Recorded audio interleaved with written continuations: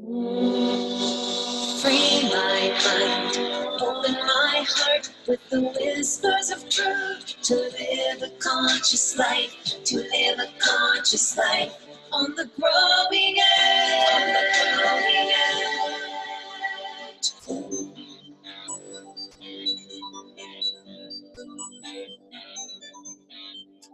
Hello, hello, John Moore.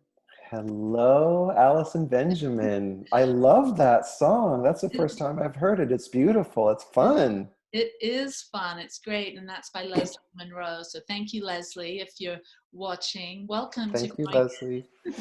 Welcome to Growing Edge Live here with Ali Benjamin and John Harold Moore. We're doing interview number 2, and I'm so excited to be connecting with you. We're here on Zoom. I'd rather be in person with you, but due to the quarantine, the social isolating and all of that, what's the date today? It's the June 11th. June 11th, 2020. And so we've decided to go ahead with our interview here on Zoom.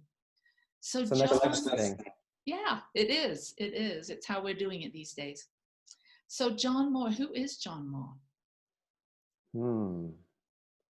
Well, that may be a trick question, Ali.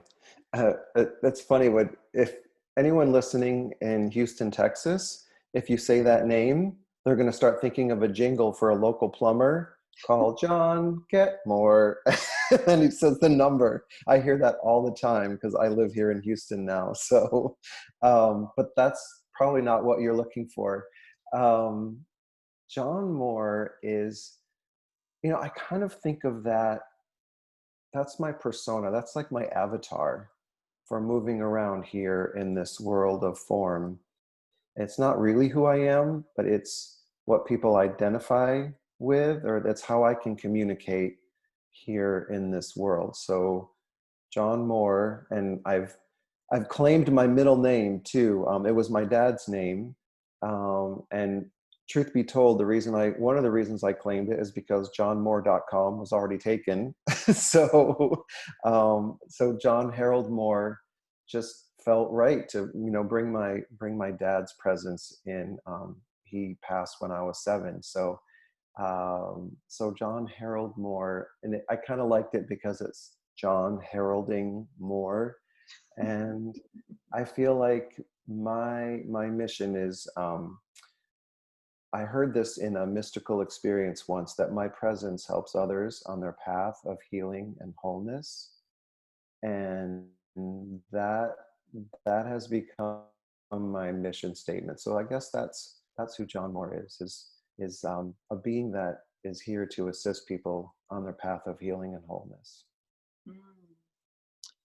And we know each other quite well. And I know that that's true of you, that you do assist people on their path.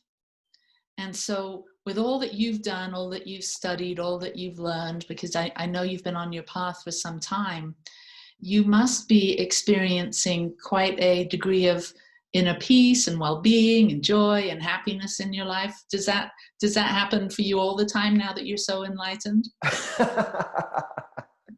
I wish I could say yes. And it's funny, there are people that come to my groups and workshops and things, and they have that impression that, oh, you're happy all the time and you're smiling, and they see that version of me because that is one of the times that I am the happiest and filled with joy, is when I'm sharing principles from A Course in Miracles, or I'm facilitating a family constellations workshop, or I'm doing a coaching session, or I'm having a conversation like this with my friend Ali. That's what lights me up. That's what sparks joy in me. So that's the version. But of course, like all of us, I have my moments of feeling sad or frustrated, or especially as anyone who is even the slightest bit empathic during this time, June 2020, when there is so much sadness and so much frustration, it's hard not to pick that up. But I do believe that it is our job to acknowledge that, not to do the as they call it, the spiritual bypass. And we can acknowledge the pain, we can acknowledge what happened, and then rise to the higher vibration of what's mine to do in this, or from a peaceful place, what decision would I have. And that's one of my mantras every morning. It's from one of the lessons in A Course in Miracles. Where would you have me go? What would you have me do? What would you have me say, and to whom? And I ask those questions every morning because I want that consciousness, that spirit, that universal presence to be in charge of my day, because I have a very limited perspective as John. But that presence knows everything that's ever happened, everything that will happen, everything that's going on everywhere in the universe. That's the guidance system I want to tap into so I can be of service wherever I am. And if I'm of service to the greater good and what's best and highest for all, guess what? That includes me too. So that's what I think I answered your question in there. You did. And I'm thinking, I think your website is Peace Through Oneness. Is that correct? It's my corporation name. Okay. Yeah, it's my company name. So Mm-hmm. oneness is a big when you're talking about how can you serve, how can I be present, what's mine to do. I'm getting a real sense of you opening up to the oneness, to the greater field, to infinite possibilities and potentialities. I like to think of that as the universe or God or spirit. And so I know you've heard me say or use the term God on a joyride. Mm-hmm. And so when I say God on a joyride, and I think about John Moore showing up in the world as the unique individualized expression of God on a joyride, here asking those deeply profound questions: how can I serve? What can I do? What happens for you when you do that prayer, when you use that mantra, when you ask for that kind of guidance from the level of heart that I'm sensing that you're asking it from? What usually happens? Do you hear a voice? Do you get an email, a text? I mean, how do you receive that guidance and really give the universe an opportunity to express itself by means of you? That's a really good question, and it happens in a lot of ways. Um, the most direct way that spirit communicates to me is something that I call the tinglies. And somebody will say something, or I'll see one of the terminologies from the course. Is it my highest choice to do XYZ? And if I get the tinglies, this like goosebump, angel bump sensation all through my body, that's how spirit talks to me and says, yes, or pay attention, John. If it's just happening randomly.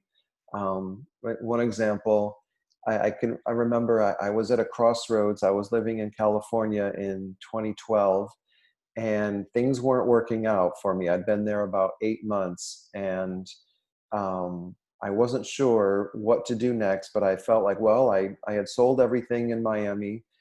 Anything that didn't fit in my Honda Element, I let go of or sold or gave away, and I drove across the country to start this new life. And it started going well, and then things started to unravel and nothing was flowing.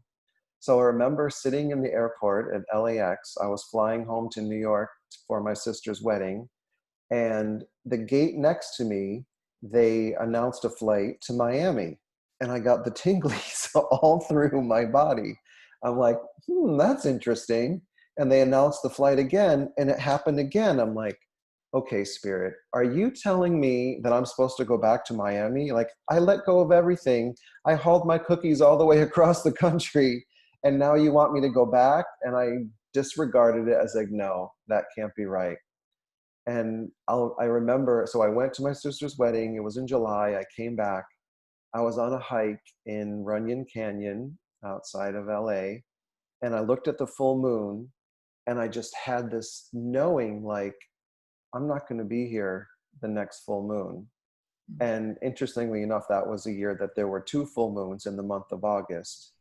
And sure enough, after more and more things weren't flowing, I listened to that guidance that I got at the airport with those tinglies, hearing the flight to Miami being announced. And I went back to Miami, and I was there by the next full moon, and it turned out to be exactly the right and perfect choice, because I got involved with the Unity Church there. I met a woman who taught me how to do the work I love called Family Constellations. I mean, things started to click, and that's where, shortly after that, I met Dr. Charles Geddes, who told me about the Big Sky Retreat, and I went there, and that's when I met you. So it was absolutely the right choice to go back to Miami, even though it didn't make any sense to my logical mind. I love hearing that story. You're so tuned in and listening and picking up those little spiritual breadcrumbs and following the path and then making the connections that you've made along the way that have truly enhanced your life. Eventually, I listened to them. At first, I was like, no, that can't be what that means. Maybe it's just the air conditioning.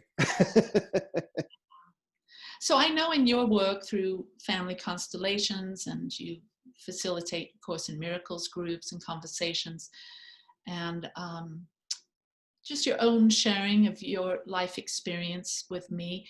I know that there's been a tremendous amount of suffering and struggle that you've experienced through working with so many people that have difficulties with their family and their relationships and things that have held them back. Um, what could you share with us something that you've experienced, either personally or that you've witnessed with a client, that would help us see how we're able to overcome struggles or challenges in our lives? Because when we're in the thick of it, when we've experienced a deep loss, let's say a death of a family member, or some kind of trauma, physical trauma, illness, or something like that, we can feel so consumed by our feelings and emotions that it's hard to see our way out. So it's my hope that through these interviews that we can shed some light for those that might be experiencing some darkness right now. So do Yeah. you have something you could share as a way that you've overcome a challenge, or someone you've worked with has? Yeah, well, the first thing I think of is my own journey with my mom. She passed in 2011, and we had quite the journey. After my dad died, she turned to alcohol and had a drinking problem for as long as I can remember, from age 7, from when I was 7 to when I was an adult. And it was not an experience I would wish on anyone. And anyone who is living with or has experienced life with someone with an addiction, you know what I'm talking about. It's it's such a helpless feeling, because you care about this person so much, and you see them making choices. You know, I saw my mom making choices that weren't healthy for her and were causing a lot of chaos and drama for the whole family. And yet, when I look back on that, and especially the last 6 years of her life, and I had been living in Florida before the California time, and she came and lived with, not with me, no, but near me, for those last 6 years of her life. And she had been sober for a few years, and during the time after she came, she started drinking again. And I it hit me in the heart like a sledgehammer. I was so upset. I couldn't believe that I thought she was going to make this fresh start and go to church with me and be around my spiritual friends, and it was all going to be unicorns and rainbows for the last years of her life. And that's not what Spirit had in mind for us. And I think that my mom and I signed up for an advanced course on unconditional love, and I think that we got there by before she passed. I mean, it was a journey, and it was some of the hardest times that I've ever experienced. And I'm so grateful to have had a Course in Miracles during that. I don't think it was an accident that I was introduced to it, you know, in during that time.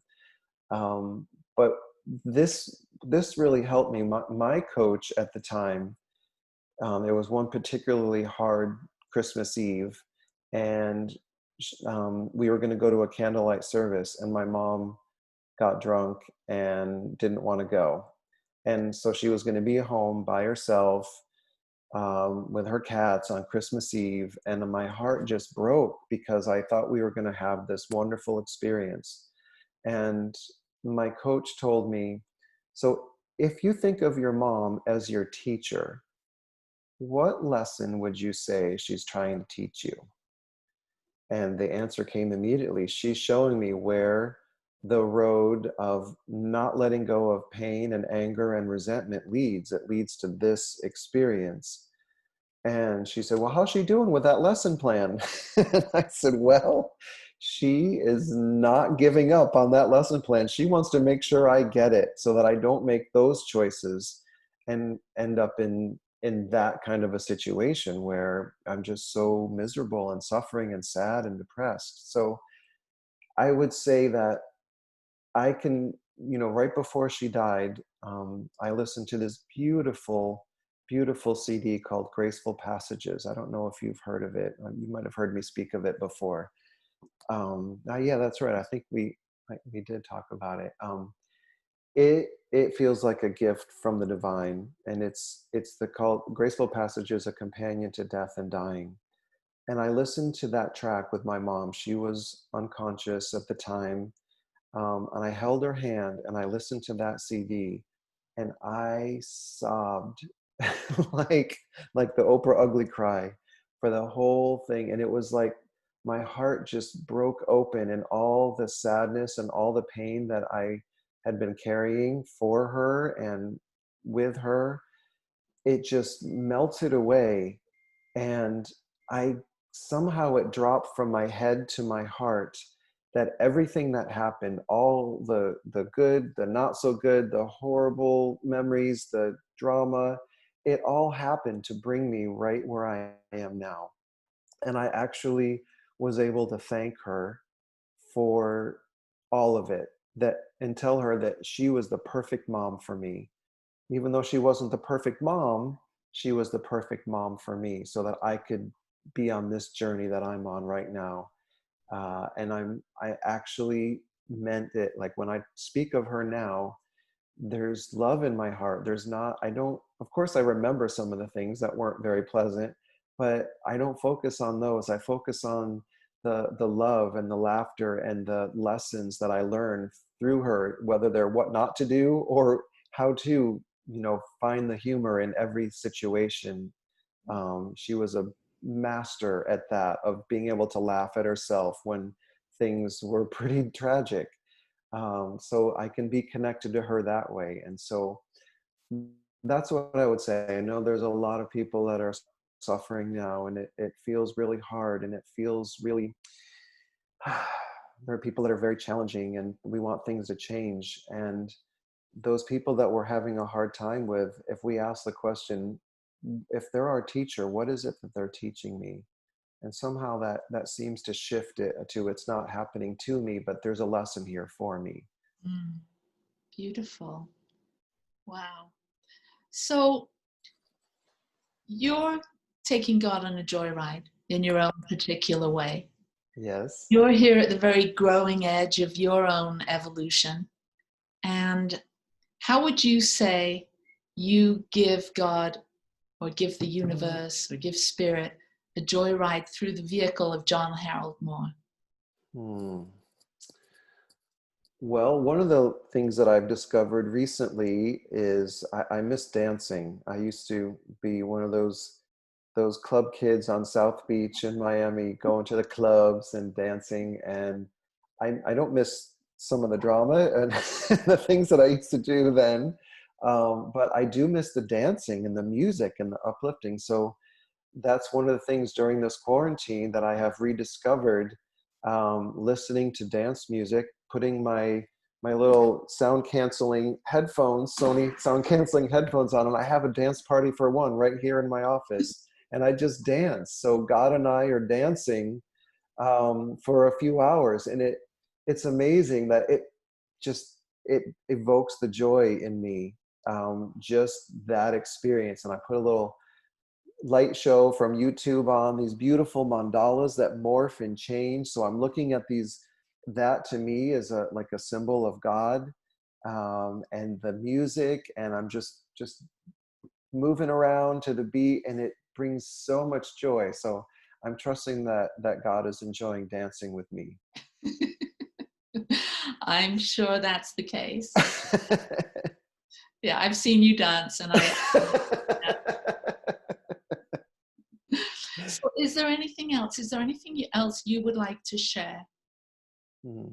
with those that might be watching that could be on cloud nine, or maybe not feeling so Yeah, happy yeah. and inspired right now?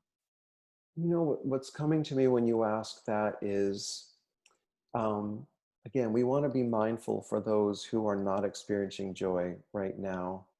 But one of the lessons I learned, during when I was taking God on a joyride is in 2007, I put my massage table in the back of my Honda Element, and I just went on the road visiting all the people that I loved, that I had promised I would visit them when they moved away. And it was such a gift to myself to be able to see some of the beauty in Utah, Zion National Park, and Bryce Canyon, and Yosemite in California. But during that time, um, when I was having this amazing experience, and I had just gone to a Native American ceremony in North Carolina with friends, honoring the passing of Grandmother Twyla, one of my, I believe she's one of my spirit guides now. But I was on cloud nine, leaving that 3-day ceremony on the way to see one of my sisters, and I was so happy. And not long after I got on the road, I got a really sad phone call from one of my best friends telling me that her sister-in-law had died in a plane crash Mhm. on a humanitarian mission to Guatemala. And so here I am way up here, and she's way down here feeling so sad, and so what's such a tragedy. And I after we hung up, we prayed, and I'm saying, well, hold space for you. And they were going to do a ceremony for her. Um, and when I turned, I was listening to my dance music again in the car.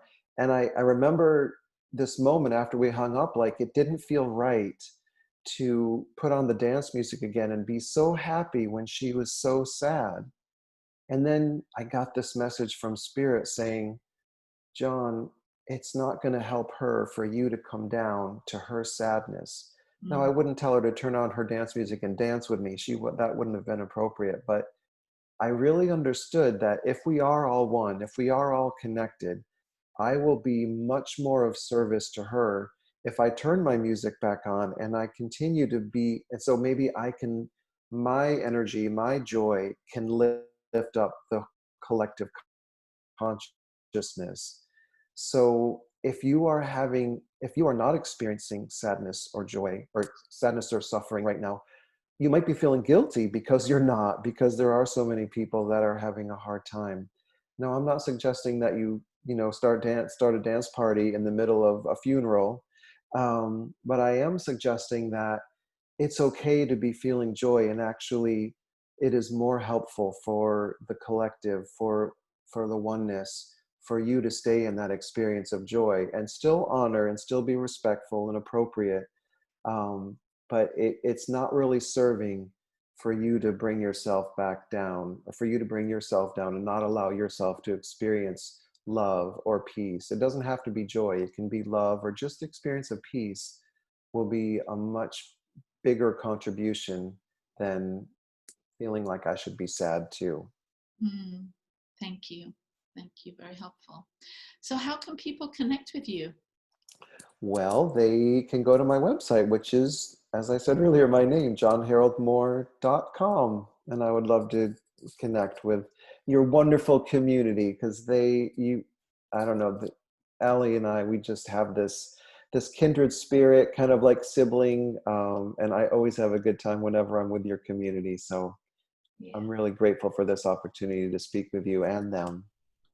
Well, thank you. You are a bright light in this world, and you really do are a shining example of how spirit can show up as a loving, helpful, kind, generous presence on the planet. So, thank you, John As Harold. are you, as are you. Thank you. And I thank everyone for watching. And please look at the notes below, and we'll give you some information about John and how you might be able to connect with him. And wherever you are, peace and blessings, lots of love as you sit here, stand here at the very growing edge of your own becoming, taking God on a joyride. Namaste, peace and blessings. Bye-bye.